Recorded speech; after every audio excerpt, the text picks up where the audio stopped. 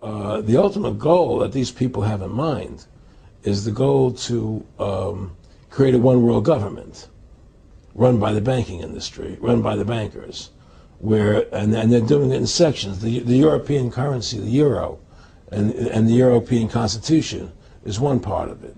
Now they're trying to do it in America with the North American Union, right? And they want to create a new currency called the Amero, right? And the whole agenda is to create a one world government where everybody has an RFID chip implanted in them. All money is to be in those chips, right? There'll be no more cash. And this is given me straight from Rockefeller himself. This is what they want to accomplish. And all money will be in your chips.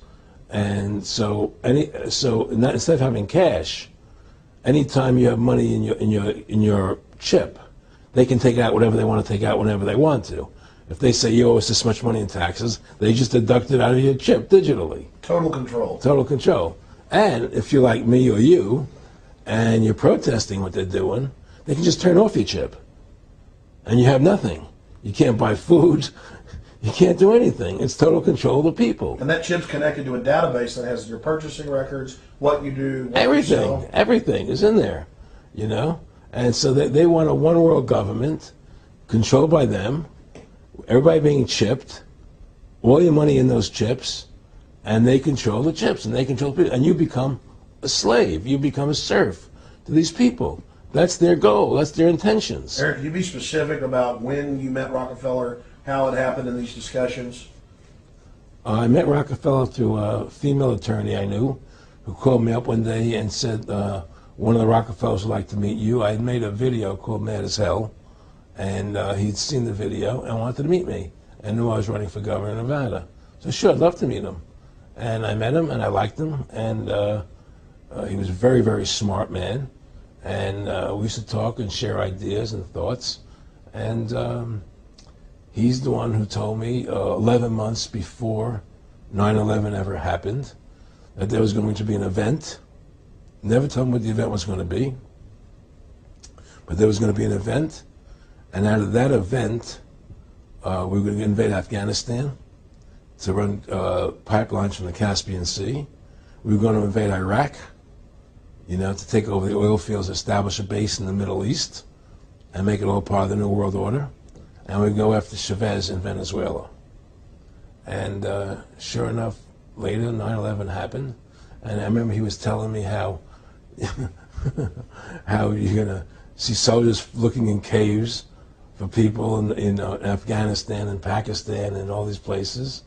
And there's going to be this war on terror, which is no real enemy. And the whole thing is a giant hoax, you know, but it's a way for the government to take over the American people. He told you it was going to be a hoax. Oh, yeah. Oh, yeah. There's no question. He says, there's going to be war on terror. And he's just laughing. There's no... Who are we fighting? I mean, why do you think 9/11 happened and then nothing's happened since then? Do you think that our security is so great here that these people who pulled off 9/11, who were able to, can't knock down another plane? Come on, it's ridiculous. 9/11 was done by people in our own government and our own banking system to perpetuate the fear of the American people into subordinating themselves to anything the government wants them to do. That's what it's about, and to create this war, this endless war on terror. And that's why and that was the first lie. And the next lie was going into Iraq, you know, to get Saddam Hussein out with his weapons of mass destruction. That was the next lie. Now, specifically, this was a little over 6 years ago. This was 11 months before 9/11. Yeah. And Nick Rockefeller, who's a lawyer, he's become your friend over the previous years, and he's saying to you that there's going to be this big event, and then out of that we're going to have a war on terror, and it's just going to go on and on. Right, an endless war on terror without any real enemy. That you can never, so you can never define a winner. And did he say that it's going to be perfect because you can't define an enemy? It just goes on and Yeah, on? because you can't define a winner. There's no one to beat, so it goes on and on forever. And they can do whatever they want. They scared the hell out of the American public. Look, this whole war on terror is a fraud. It's a farce. It's very difficult to say it out loud because people are intimidated against saying it Because if you say it, they want to make you into a nutcase. Let's But be the truth has to come out. That's why I'm doing this interview.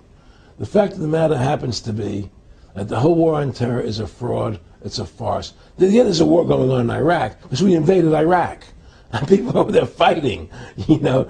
But the war on terror, it's a joke, you know. And until we discover what really happened on 9/11 and who was responsible for 9/11, because that's where the war on terror emanates from. That's where it comes from.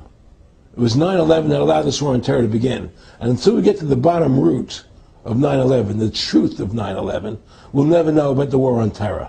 Aaron, you said that he was, and I think it's important, and I know this about the Rockefellers from Dr. Dennis Cuddy and many others who literally, you'll be 20 years old in a lunch line at college, and it was David Rockefeller. And here's your, I mean, they're experts at recruiting and getting what they call players, and that clearly he was, I mean, I want to make it specific and just get you to reiterate what you said last night about you got 30% of the vote, you were having an effect, you made mad as hell, they knew that you'd started the Constitution Party, they knew that you were somebody who was taking action and getting things done, you'd already made some big films, had a lot of other successes, right. So they were trying to recruit you, and didn't it come down to the point of, hey, we are here to recruit you, and don't worry, your chip's going to say, don't mess with us, you know, this guy's don't touch. Yeah, yes, that did happen. I was definitely being recruited, but it's more subtle than that. Well, in your words, just go through the process, and then what he said. Well, what it is remember, we were friends, and we used to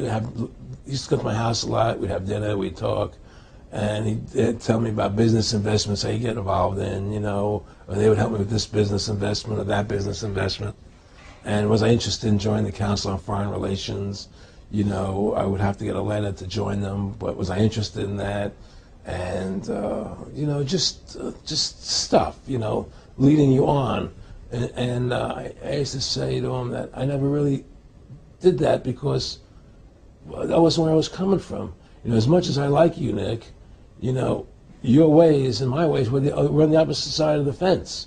You know, I don't believe in enslaving people, you know, and he would come back with, oh, I do? Or? Well, it would be more like, you know. It's better for them. Well, it's more like, you know, how do I put it? It was like,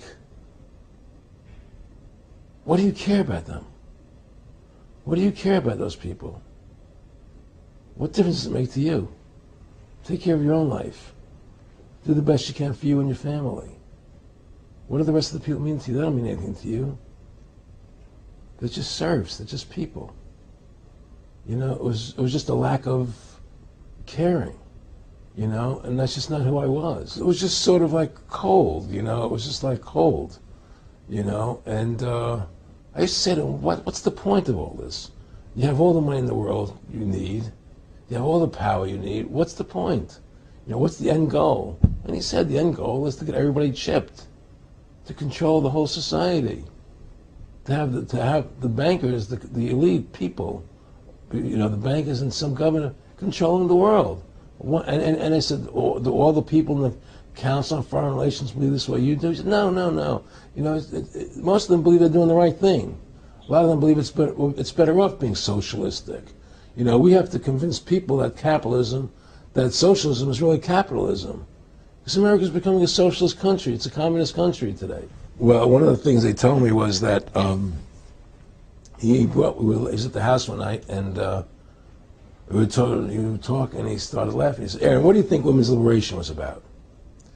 And I said, I had pretty conventional thinking about it at that point. I said, I think it's about women having the right to work, getting equal pay with men, just like they won the right to vote, you know? And he started to laugh. He said, you're an idiot.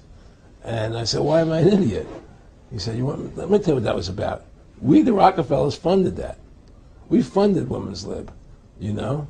And we're the ones who got all over the newspapers and television, the Rockefeller Foundation. He says, and you want to know why? He says, there were two primary reasons. And one reason was we couldn't tax half the population before Women's Lib. And the second reason was, now we get the kids in school at an early age. We can indoctrinate the kids how to think. It breaks up their family. The kids start looking at the state as the family, as the school, as the officials, as their family, not as the parents teaching them. And so those are the two primary reasons for women's lib, which I thought up to that point was a noble thing. You know, when I saw their intentions behind it, where they were coming from when they created it, the thought of it, I saw the evil behind what I thought was a noble venture.